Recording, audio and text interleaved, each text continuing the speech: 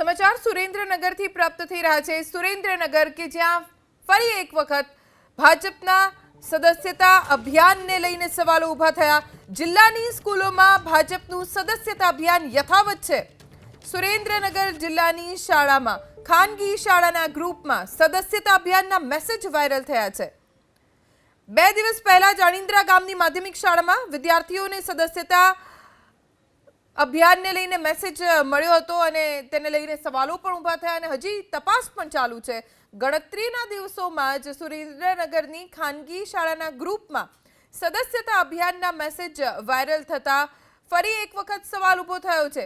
IPS ખાનગી school જેના ગ્રુપમાં ભાજપના સદસ્યતા અભિયાનને લઈને મેસેજ વાયરલ થયો છે।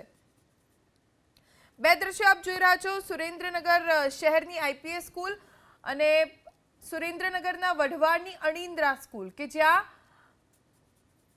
બાળકોનું ભાજપના સદસ્ય તરીકે રજીસ્ટ્રેશન કરવાનો આરોપ લાગ્યો।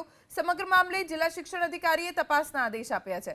બીજી તરફ આજે આ સમાચાર આવ્યા છે સુરેન્દ્રનગર શહેરમાં આવેલી ખાનગી school IPS Indian public school જ્યાં બાળકોના ગ્રુપમાં સ્કૂલના ગ્રુપમાં મેસેજ આવ્યો છે આઈપીએસ સ્કૂલ તરફથી।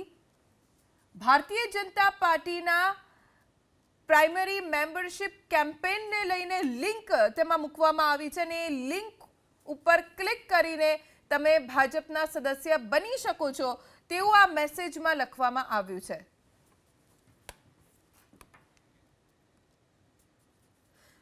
આખરે ક્યાં સુધી શાળાઓમાં યોજાતા રહેશે ભાજપના સદસ્યતા અભિયાન?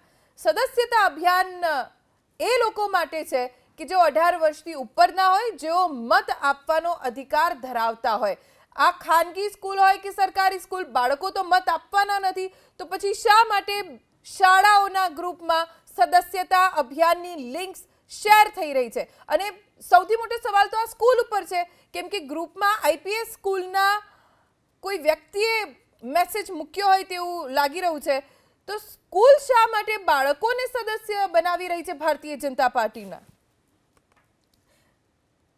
શાળાઓમાં ભાજપનું સદસ્યતા અભિયાન યથાવત છે। અગાઉ પણ ભારતીય જનતા પાર્ટીના સદસ્યતા અભિયાનને લઈને સવાલ પૂછવામાં આવ્યો ત્યારે ભાજપના સંગઠનના જે સત્તાધીશો છે તેમણે સ્પષ્ટ ઇનકાર કર્યો હતો આ વાતથી।